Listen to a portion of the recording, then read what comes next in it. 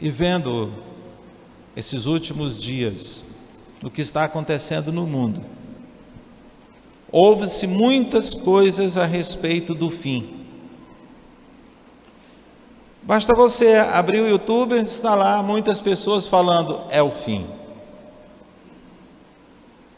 Cristo está voltando. Vocês já ouviram alguma coisa assim? Os cumprimentos das Escrituras estão chegando ao fim. E vendo tudo isto, eu trago para nós hoje uma palavra sobre esse assunto. E quando pensamos sobre o fim, na verdade é o começo para aqueles que temem a Deus.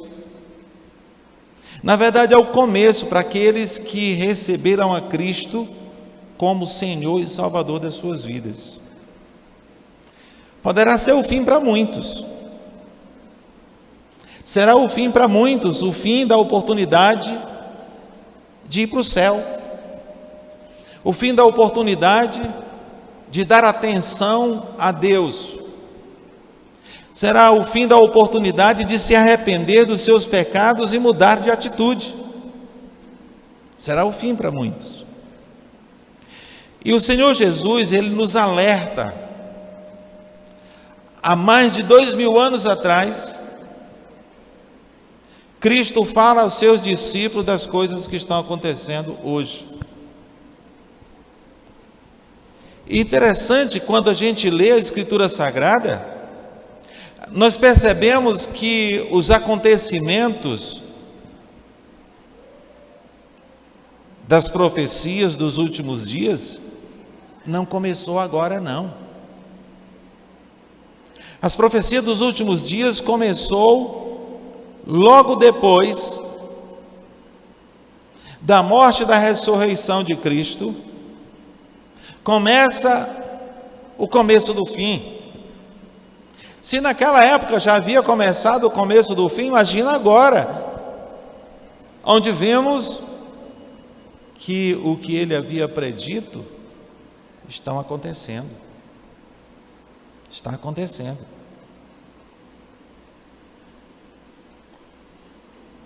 Porém ele diz,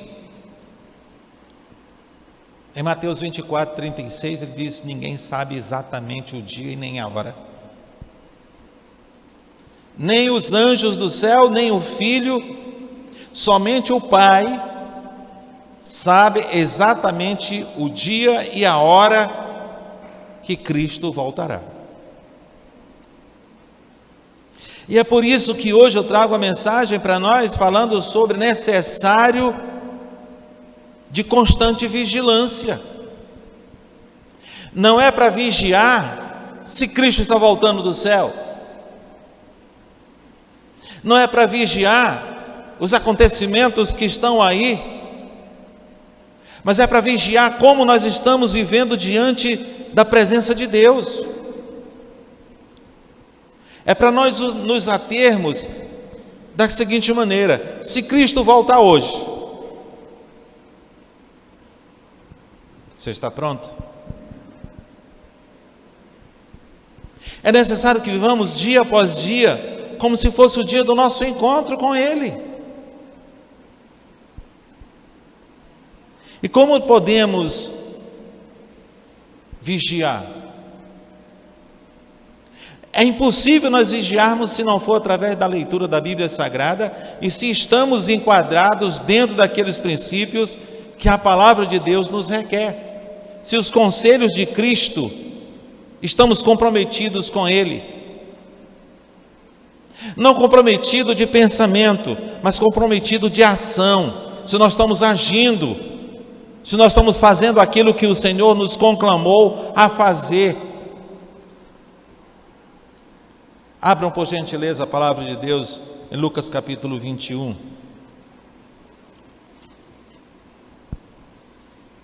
Lucas capítulo 21.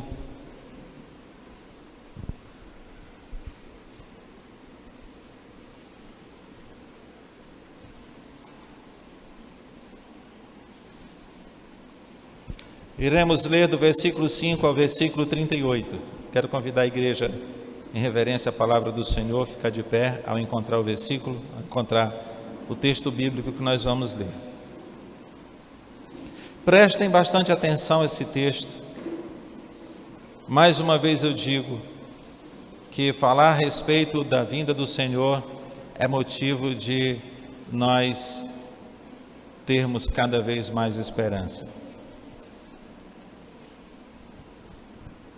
Lucas capítulo 21, a partir do versículo 5, diz o seguinte: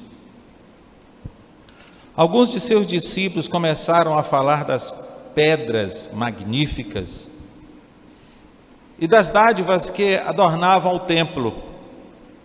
Jesus, porém, disse-lhes: virá o dia em que estas coisas serão completamente demolidas. Não restará pedra sobre pedra. Então eles perguntaram: mestre, quando isso tudo acontecerá? Que sinal indicará que essas coisas estão prestes a cumprir-se? Ele respondeu: não deixem que ninguém os engane, pois muitos virão em meu nome dizendo: eu sou o Cristo, e afirmando: chegou a hora, mas não acreditem neles. E quando ouvirem falar de guerras, rebeliões, não entrem em pânico. Sim, é necessário que essas coisas aconteçam primeiro, mas ainda não é o fim. Versículo 10. E continuou: uma nação guerreará contra outra nação, e um reino contra outro. Haverá grandes terremotos, fome, pestes, e em vários lugares, e acontecimentos terríveis, e grandes sinais no céu. Antes de tudo isto, porém, haverá um tempo de perseguição. Vocês serão arrastados para as sinagogas e prisões, e por minha causa serão julgados diante de reis e governadores. Essa, contudo, será a sua oportunidade de lhes falar a respeito de mim. Mas uma vez lhes digo que não se preocupem com o modo como responderão as acusações contra vocês, pois eu lhes darei as palavras certas e tanta sabedoria que seus adversários não serão capazes de responderem nem contradizerem. Até mesmo seus pais, irmãos, parentes e amigos os trairão e até matarão alguns de vocês.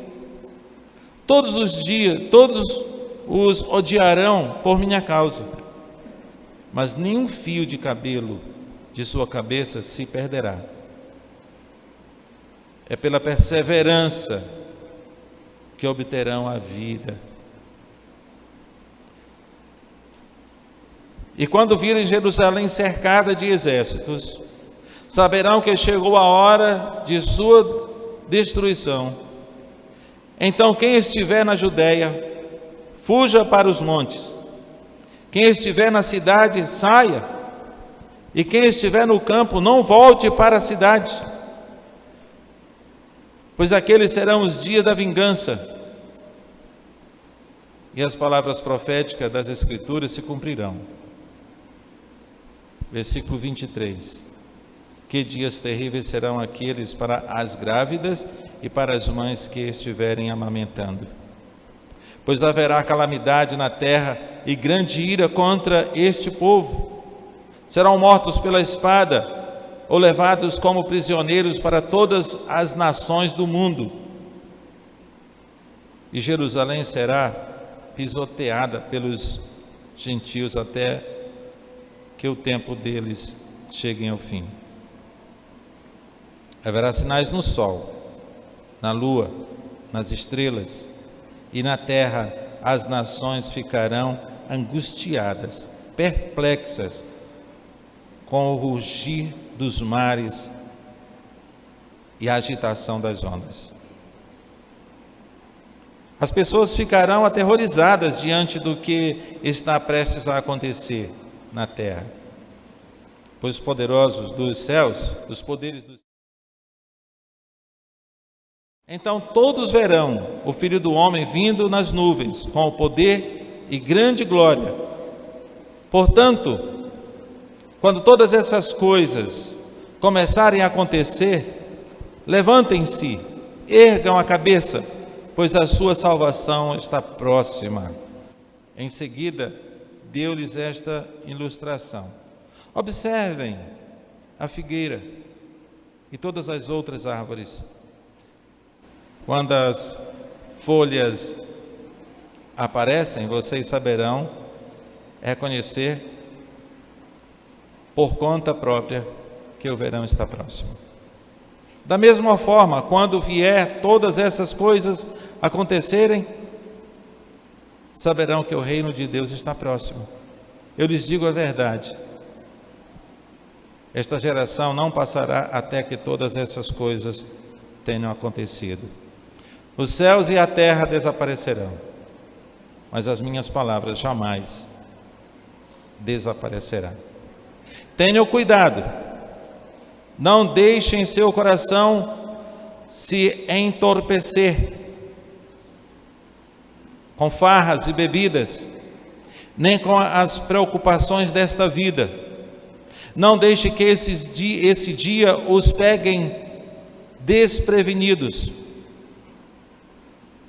como uma armadilha, pois esse dia virá sobre todos que vivem na terra.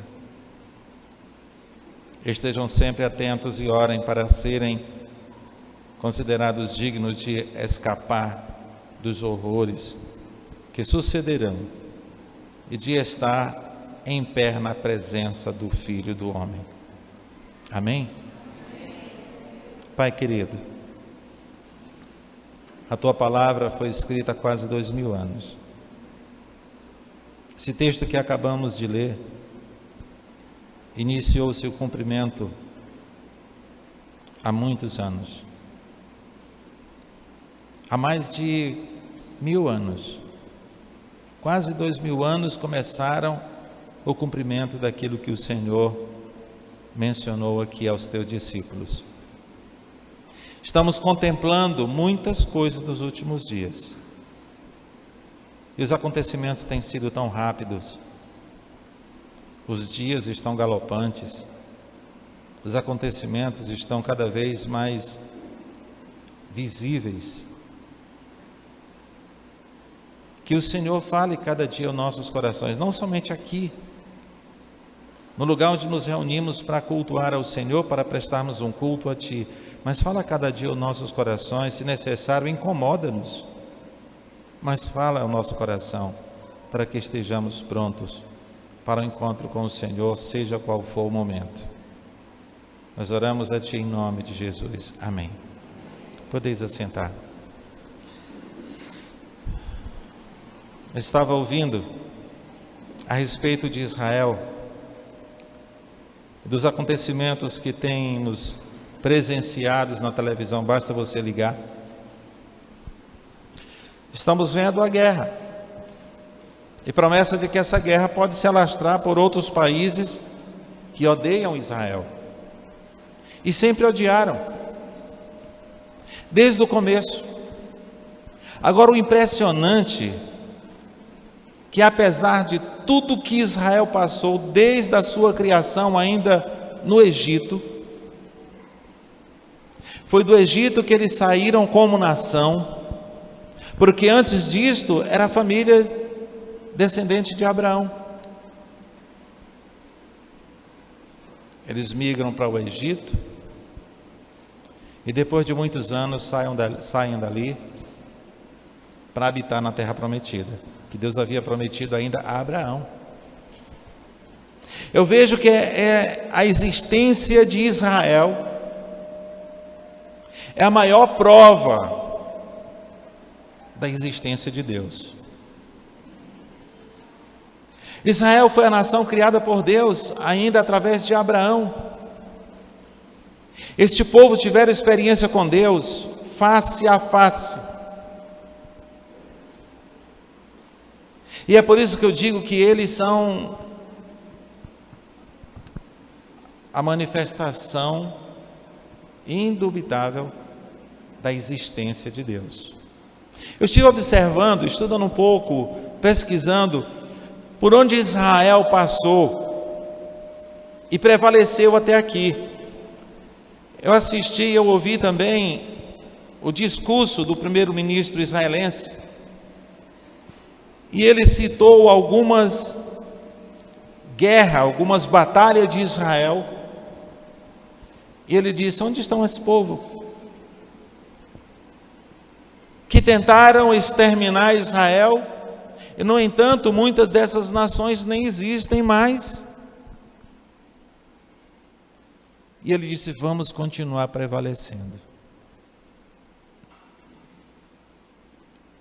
Eu fiquei triste porque ele não disse quem era que dava a eles o prevalecer. Eu fiquei aguardando ele falar que Deus era que dava a vitória a eles sempre que eles clamavam. Mas não ouvi isso. E eu pesquisando, Israel teve muitas situações que tentaram destruí-la. Algumas situações como, por exemplo, começando pelo Egito.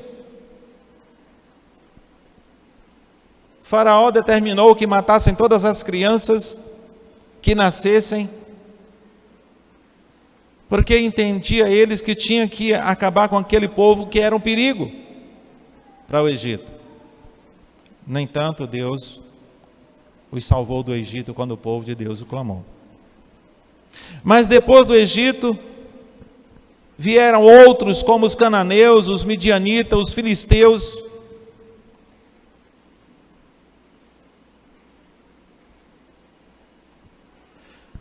Que os filisteus chegaram até a roubar a Arca da Aliança. Veio o Império Sírio, Senaqueribe assume o trono da Assíria e não da Síria. Tem a Síria, tinha a Síria e tinha a Assíria, que era o Império Assírico. Mas nada disso conseguiu exterminar Israel. Veio o Império Babilônico. E sem contar que Israel se dividiu.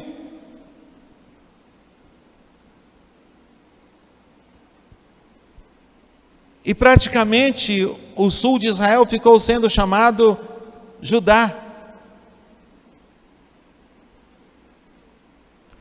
2,5 tribos formou Judá. Nem isto conseguiu acabar com Israel. Sabe por que o nome hoje leva judeus? Por causa da tribo de Judá. Por causa do nome dado ao Israel que ficou do lado das suas 2,5 tribos. E aí a gente chama o povo Israel de povo judeu, justamente por isso. Por volta do ano 312 a.C., os persas, os selêuticos, também tentaram exterminar Israel. Os babilônicos tiraram muitos dos israelitas, principalmente aqueles de classe alta, e os mais intelectuais levaram e colocaram eles para trabalhar para o imperador. Tiraram de Israel para fragilizar a nação. Mas não foi somente aí. Houve muitas outras tentativas de exterminar Israel.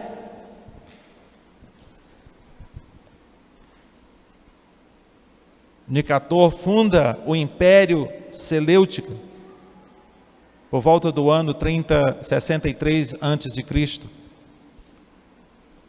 O general romano Pompeu ocupa Jerusalém, e é quando o povo de Israel fica subjugado ao Império Romano.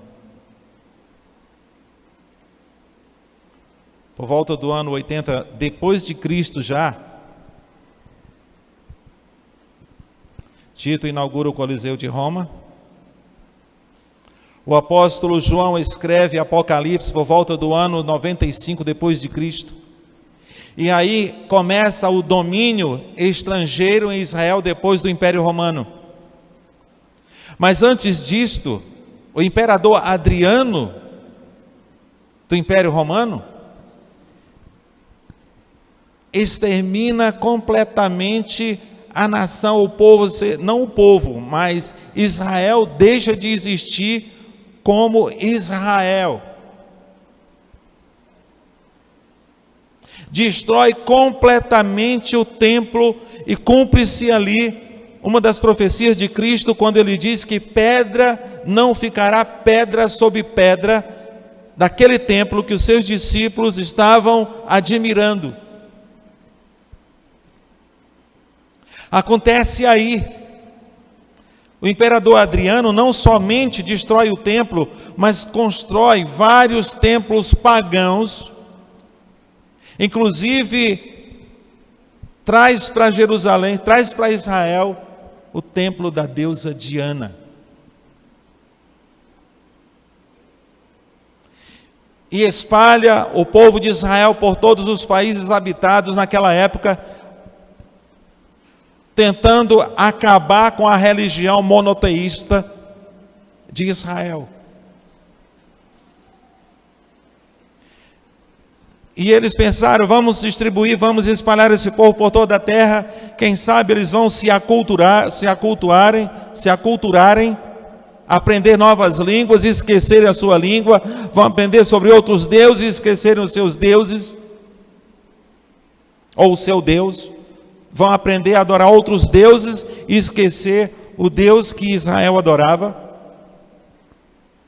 Mas o povo de Deus, mesmo em terras distantes, continuavam a orar em direção a Jerusalém.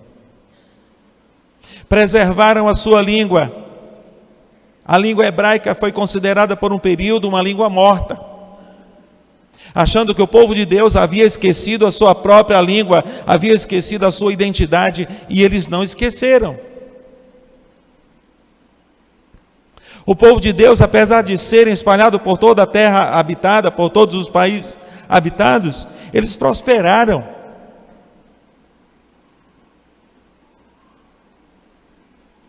Prosperaram financeiramente, começaram a adquirir terras em Israel, começaram a voltar aos poucos, mas o domínio estrangeiro estava ali. Logo após o Império Romano, o domínio bizantino, por volta do ano 313 depois de Cristo, até o ano 636, Israel foi dominado pelo Império Bizantino. Depois disso, eles foram dominados pelo Império Árabe, por volta do ano 636 até o ano de 1990. Aliás, 1090, não 1990, claro.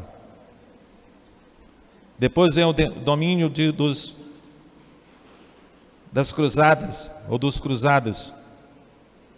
Depois o domínio mameluco, domínio otomano. E por último, o domínio britânico.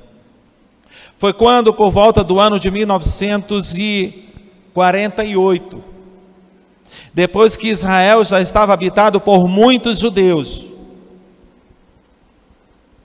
a ONU decide estabelecer o Estado de Israel.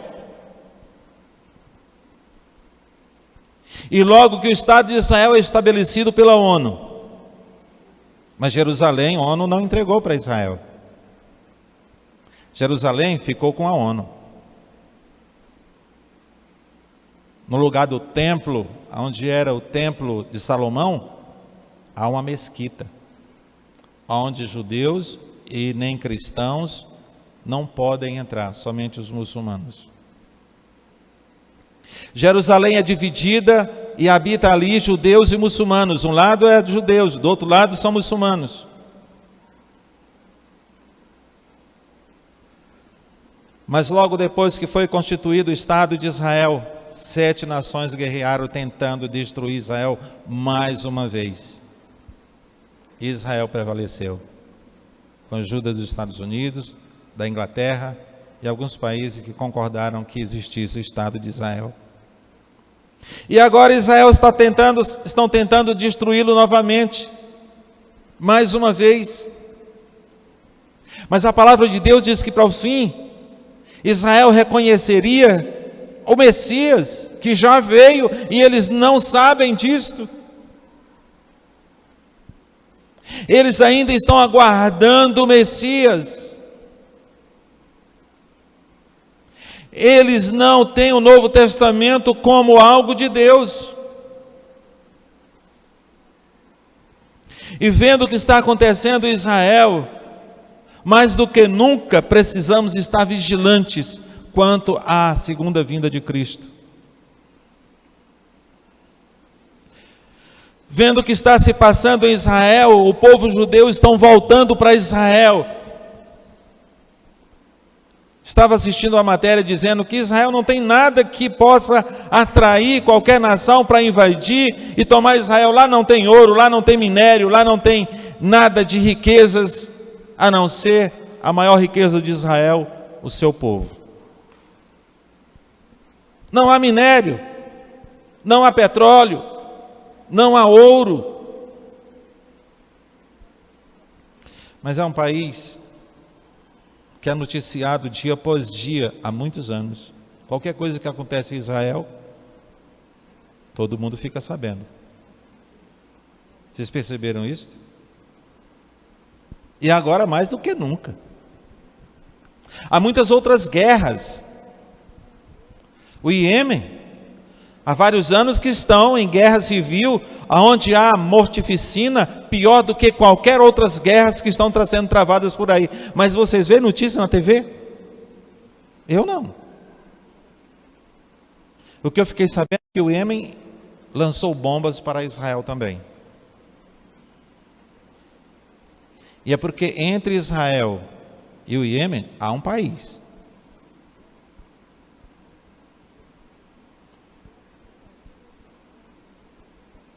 Israel mais uma vez está em guerra. E a angústia tem tomado conta do povo de Israel. Eu fico pensando, será que o Senhor não seria o tempo em que o Senhor pode mandar um profeta onde eles possam crer em Jesus? Nós temos visto o povo de Israel voltando para Israel. E dentre esses muitos que têm voltado para Israel, há judeu cristão. Há muitos cristãos que estão voltando.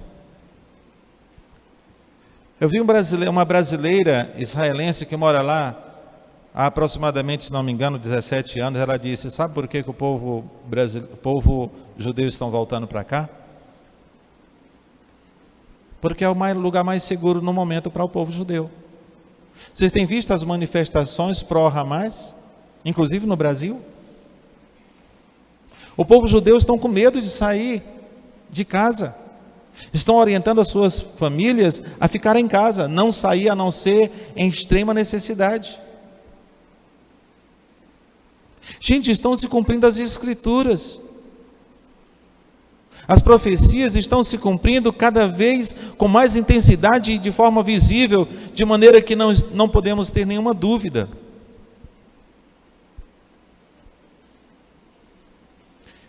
E é por isso que eu vejo que, apesar de tudo que Israel tem passado, todas as batalhas, por tudo que muitas nações tentaram destruí-la, tentaram exterminá-la, eu vejo que uma das maiores manifestações da existência de Deus é o próprio Israel continuar sendo a nação que ele é, povo que ele é.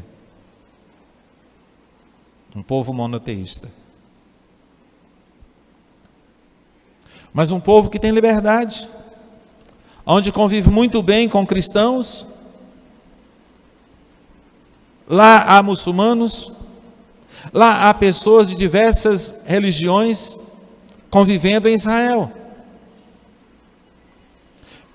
Mas o que a palavra de Deus diz é que eles crerão no Messias.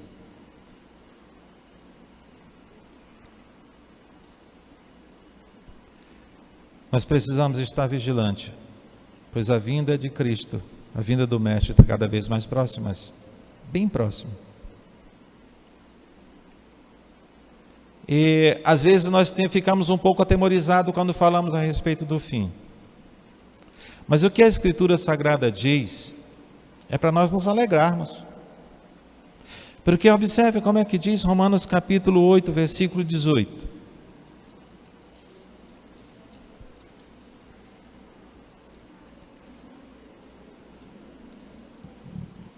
Mas também não é para nós abreviarmos o nosso tempo aqui na terra. É para nós estarmos aqui fazendo aquilo que o Senhor nos conclamou a fazer. Promover o seu reino. E se nós não aguardarmos o tempo certo, nós estamos pecando contra Deus. E é por isso que enquanto tivermos fôlego de vida, temos que passar aqui, se necessário, perseguição, passaremos. Se tivermos que ser presos, seremos. E em qualquer lugar que estivermos, será a oportunidade de falarmos do seu reino. Seja onde for. Seja na prisão, seja no trabalho, seja na escola, seja em casa, seja com os vizinhos. Nós temos uma missão: falar de Jesus, promover o reino de Cristo. Mas o céu diz o seguinte a respeito disso. Ele diz, o versículo 18 do capítulo 8 de Romanos, diz: considero que os nossos sofrimentos atuais não podem ser comparados com a glória que em nós será revelada. E o versículo 19 diz: a natureza criada aguarda com grande expectativa que os filhos de Deus sejam revelados, que os filhos de Deus sejam manifestos. Aguardamos um momento ansioso ou ansiosos pela vinda do Mestre. Quando se dará isto? Não há nenhuma menção na Bíblia que as coisas acontecerão de acordo com o que nós aguardamos. Pode ser amanhã, pode ser daqui a 10 anos. Pode ser que quando ele vier eu nem esteja mais aqui, então esteja com 90, 100 anos, sei lá. Se chegar até lá, não é? Mas uma coisa é certa, ele virá. Uma coisa é certa, temos que nos preparar. Porque assim como ele pode vir, nós podemos ir. Assim como não sabemos o dia da vinda do Senhor Jesus, nós não sabemos também o dia da nossa partida. Tanto ele pode vir, como nós podemos ir. Mas o nosso encontro com ele é certo, um dia acontecerá. E é por isso que temos que estar vigilantes.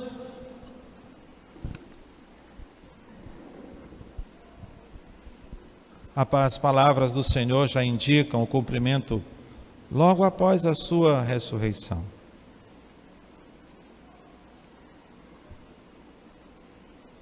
E os acontecimentos da profecia do Senhor Jesus começou naquele tempo e foi acontecendo tempo após tempo.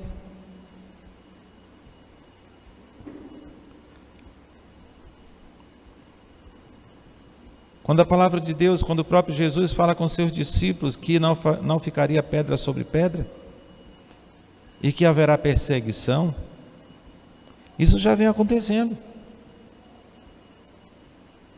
Talvez no Brasil não está acontecendo isso agora, mas o mundo não se resume a nós. Nós estamos ouvindo de muitos países que se você declarar Jesus como Senhor da sua vida, é uma sentença de morte.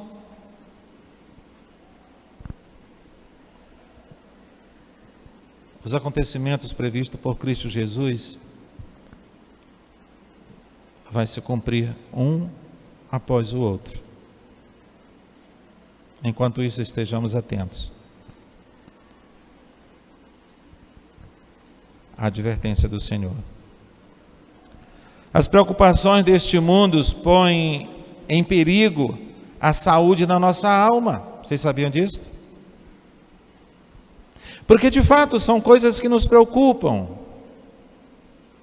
O trabalho, as dívidas, as nossas responsabilidades diárias tomam toda a nossa preocupação.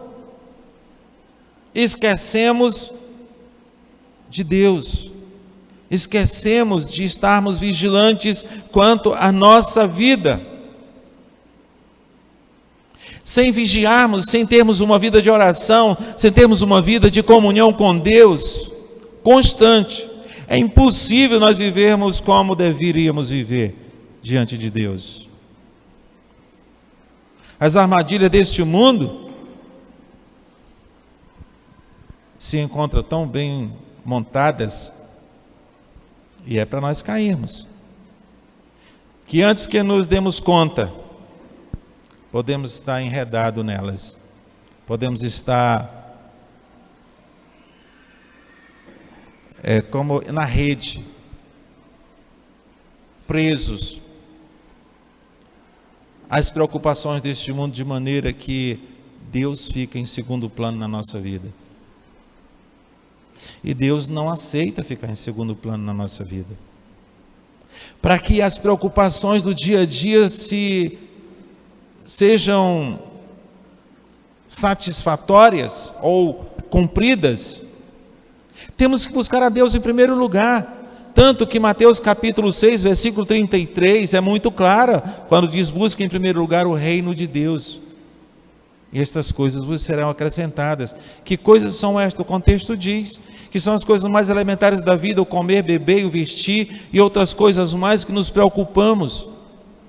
Nós que temos responsabilidade com famílias, quem tem filhos sabe muito bem o que eu estou falando.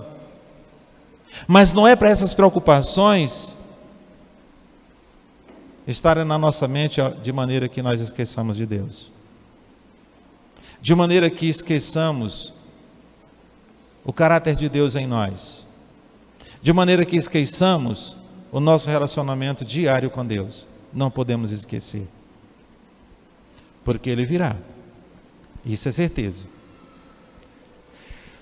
Para encerrar, nós precisamos estar atentos, pois aproxima-se o dia da vinda. Por não sabermos o dia nem a hora, nós precisamos estar atentos. Por sabermos que está próximo a sua vinda, muito mais ainda precisamos estar vigilantes. E essa vigilância não acontece se não lermos a palavra e não tivermos uma vida de oração. Os cultos menos assistidos das igrejas são os cultos de oração.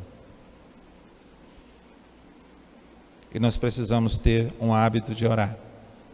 Nós precisamos ter o hábito de orar por nós mesmos, para que o Senhor nos conduza nessa terra, sem nos envolvermos com os laços que nos enredam, de maneira que esqueçamos Deus. Não podemos viver como se Deus não existisse. Não podemos viver como se o Senhor não viesse. Não podemos viver como se o dia ainda pode ser muito longo, porque para nós, para mim ou para você, pode ser o amanhã. Portanto, vivamos como se a vinda do Senhor fosse hoje, preocupados com a nossa natureza, como nós temos vivido neste mundo, e se nós de fato estamos cumprindo aquilo que o Senhor nos chamou para fazer, que é promover o seu reino, promover o seu Filho e cumprir assim a vontade daquele que nos chamou das trevas para a sua maravilhosa luz. Graças te damos, Senhor, pois o Senhor desceu dos céus, revelou a nós o Pai, revelou a tua vontade. Durante o teu ministério, o Senhor revelou tantas coisas necessárias para a nossa salvação. de maneira que estão ao nosso alcance na Escritura Sagrada, na Bíblia.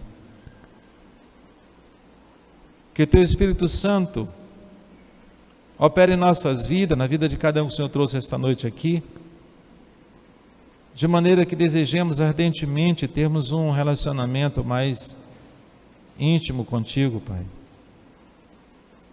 Que nos preocupemos mais com o relacionamento nosso com o Senhor, o nosso Salvador. Soberano Deus, o Senhor conhece o coração de cada um. Cada um o Senhor trouxe à tua casa esta noite, o Senhor conhece bem o coração. Conhece as suas preocupações, sabe das necessidades de cada um. E que o Senhor dê a nós a fé suficiente de termos a esperança única no Senhor, no suprimento de tudo aquilo que nos preocupa. Entregamos a Teus cuidados as nossas vidas. Toma em Tuas mãos a vida de cada um que o Senhor trouxe aqui. Cada um que se encontra na Tua presença agora. Toma em Tuas mãos o coração e a mente, Pai. Transforma-nos naquilo que o Senhor quer que sejamos, de maneira que estejamos prontos, se necessário, encontrar contigo hoje. Perdoa os nossos pecados e ajuda-nos a vencê-los cada dia. Rogamos em nome de Jesus. Amém.